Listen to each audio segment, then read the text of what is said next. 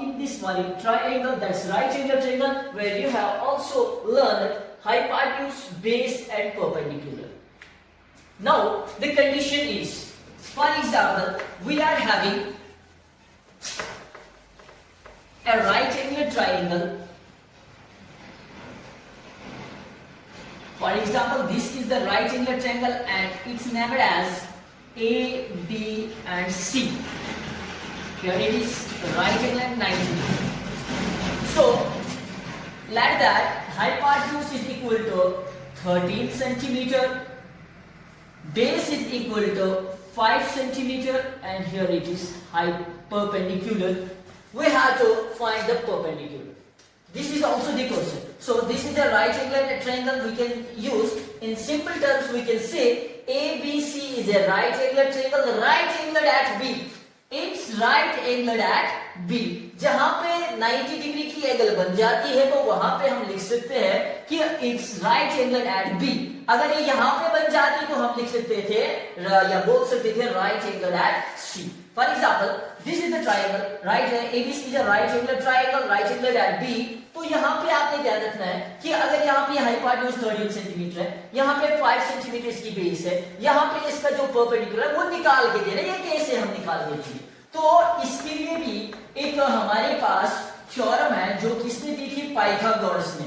Pythagoras की theorem क्या बोल रही है? वो हमें बोल रही है, वो ज्यादातर इसी राइट एंगल ट्रायंगल के लिए इस्तेमाल होती है. वो हमें बोलता है hypotenuse square is equal to base square plus perpendicular का square. For example, here base is 5 centimetre, hypotenuse is 30 centimeter and perpendicular is nothing. We have to find the perpendicular. तो हम यहाँ पे क्या लिख सकते हैं? hypotenuse क्या है हमारे पास यहाँ पे? That is first AC square is equal to, उसके बाद base क्या है? That is AB square plus perpendicular क्या है हमारे पास? BC, that is BC square. So firstly we are going to write the value of hypotenuse. What is the value of hypotenuse? That is 13 centimeter. So 13 centimeter का square भी लिख सकते हैं, equals to what is AB? That is base 5 centimeter square plus BC. BC क्या हमारे पास? ये हमने निकाल के देना है. तो 13 का स्क्वायर मीन्स 13 को 2 टाइम्स हमने मल्टीप्लाई करना. That is equal to 13 into 13. That is means 13 का स्क्वायर. 13 का square is equal to 169 is equal to 5 का स्क्वायर होता है 25 प्लस BC स्क्वायर हमने निकाल के देना है. इट मीन्स हमने साइड BC स्क्वायर निकाल के देना नहीं है, तो BC मीन्स के परपेंडिकुलर हमें निकाल के देना है. तो यहाँ पे क्या करना है हमने देखा, तो यहाँ पे 169 ऐसे ही रखना है. ये 25 अगर यहाँ पे राइट हैंड साइड में इसको हम ट्रांसपोज करेंगे लेफ्ट हैंड साइड में, तो यहाँ पे ये नेगेटिव बन जाएगा. By transposing when we are having the positive side, when we transpose the positive value या positive number, that becomes the negative और negative becomes the positive. While as if it is in multiplicative process, then we can convert it in divisible process. So that is equal to BC square. 169 को 25 निकाले, that simply 9 को 5 निकाले, वहां पे बचता है 4. 6 को 2 निकाले, यहाँ पे बचता है 4. तो यहाँ पे बचा खाली 1 is equal to BC square. तो यहाँ पे हम और लिख सकते हैं, और या लिख सकते हैं BC square is equal to 144. तो उसके बाद जो यहाँ पे BC हम अकेला भी रख सकते हैं, 144 भी ऐसे ही रख सकते हैं, मगर यहाँ पे क्या बचा? स्क्वायर. स्क्वायर जब हम ट्रांसपोज करते हैं इसको यहाँ पे ये रूट में, तभी हम इसको बोलते हैं, ये रूट में ट्रांसपोज हो जाता है तो हम इसको बोलते हैं square root. Because the value of the square root is always equal to 1/2. अगर ये क्यूब रूट का होगा तो क्यूब रूट का अगर हमारे पास होगा यहाँ पे cube root is equal to the value of cube root is equal to 1/3. तो यहाँ पे आपने अब देखना है कि आया जो ये 144 ये किसी का स्क्वायर रूट है या नहीं है. तो हम अब ऐसे भी निकाल सकते हो. हमारे पास बहुत सारी प्रोसेस है स्क्वायर रूट निकालने का. हमारे पास जब आपने देखा होगा पिछले क्लासेस में, वहां पे आपने देखा होगा स्क्वायर एंड स्क्वायर रूट्स हमारे पास टॉपिक होता है. वहां पे बहुत सारे तरीके होते हैं स्क्वायर एंड स्क्वायर रूट्स निकालने का.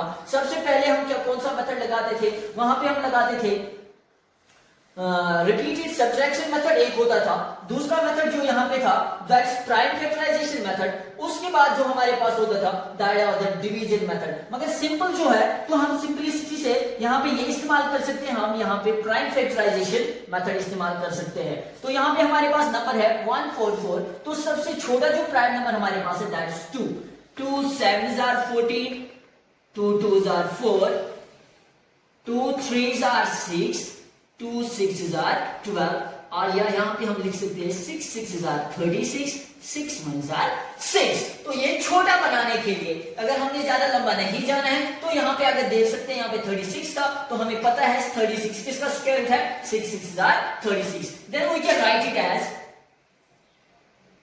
Under root of 144 is equal to under root of 2 into 2 into 6 into 6।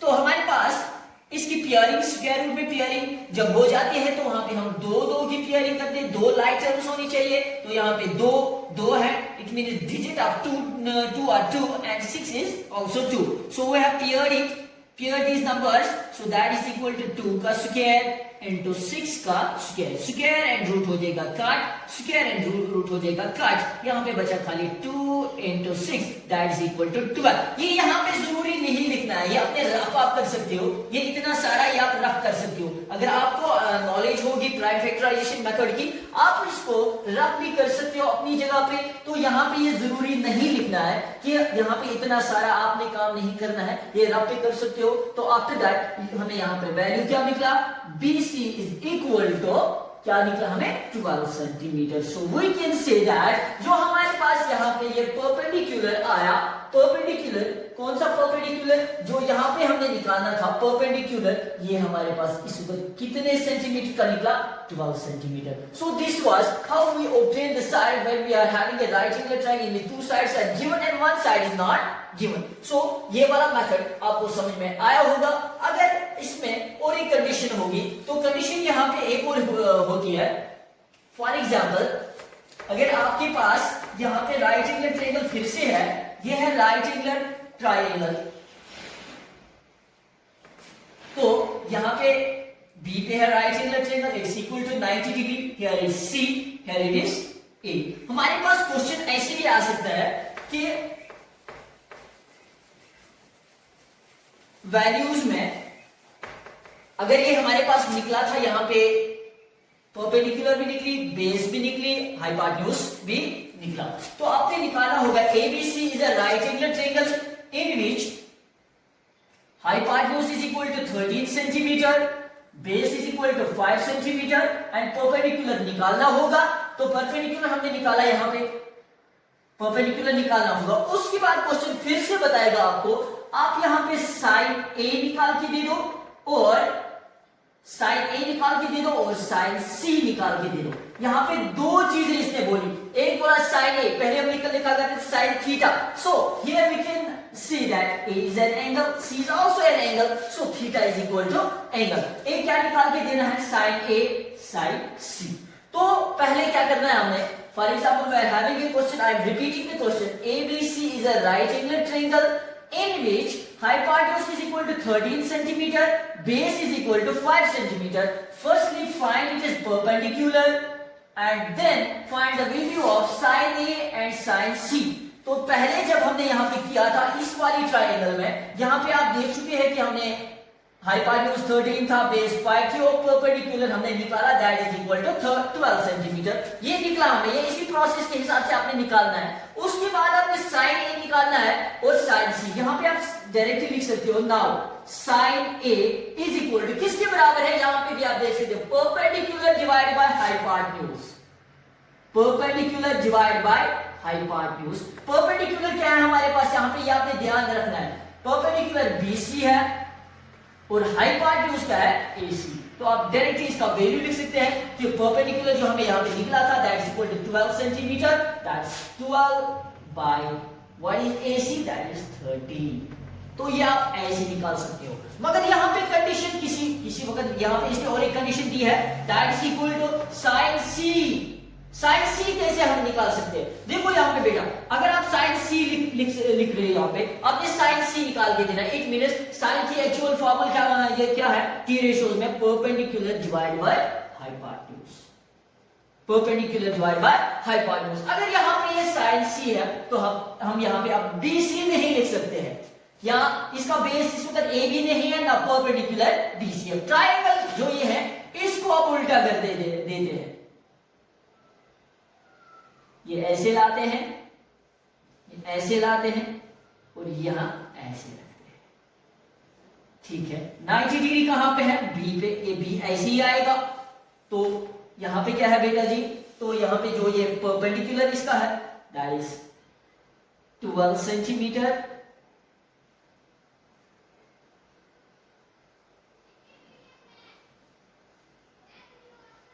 यहां पे भी ए आ सकता है, यहां पे सी आ सकता है। देखो बेटा ये उल्टा भी हमने की। इट मीन्स अगर यहां पे सी, जब हम बोल सकते हैं साइन सी, साइन सी जब हम बोलते हैं यहां पे हम सी भी लिख सकते हैं, यहां पे ए भी लिख सकते हैं। जब साइन सी आया इट मीन्स सी वाले पॉइंट पे या सी वाली एंगल पे जो सी इसने बोला वो वाली लाइन जो होती है वो बेस बन जाती है। फॉर एग्जाम्पल यहां पे सी है, अब ये बेस बन जाएगी। साइन सी मीनस अगर आपने साइन सी निकाला तो इसका मतलब ये बेस जो है, ये सी वाली लाइन जो है, सी पे जो लाइन पड़ती है, सी पे जो इसके राइट एंगल पे पड़ती है, फॉर एग्जांपल सी और राइट एंगल तक जो ये वाली लाइन बन जाती है ये बेस बन जाती है। और इस वाला जो ये वाला इसका साइड बच जाता है जो पहले बेस हुआ करती थी, तो उस वक्त ये परपेंडिकुलर बन जाएगा। तो it means we can say that when we are having sine C then we can say that C पे जो लाइन पड़ती है वो बेस बन जाएगी। आई एम रिपीटिंग, वो बेस बन जाएगी। और इसके अपोजिट मीन्स के इस सी के अपोजिट वाली जो लाइन होती है या साइड होता है वो बन जाता है परपेंडिकुलर। तो इस वक्त अगर साइन सी हम लिखेंगे फार्मूला यही रहेगी, परपेंडिकुलर डिवाइड बाय हाइपोटेन्यूज। मगर इस वक्त परपेंडिकुलर चेंज हो जाएगा, ये परपेंडिकुलर नहीं रहेगा, परपेंडिकुलर इस वक्त रहेगा A B by B C. So A B इस वक्त क्या है 5 डिवाइड बाय बी सी क्या हमारे पास है 12. So these are the confusions which you have to clear while when you are having the question is asking sine A and sine C. Sine A generally when we are having the base perpendicular hypotenuse and sine C changes its direction. It means sine C stands where the side lies. For example, the vertex C in which this very line stands, it stands on point C or vertex C. So this very line is equal to base and the line in side opposite to this very C, that is perpendicular. Hope you have understood these classes. Do join us and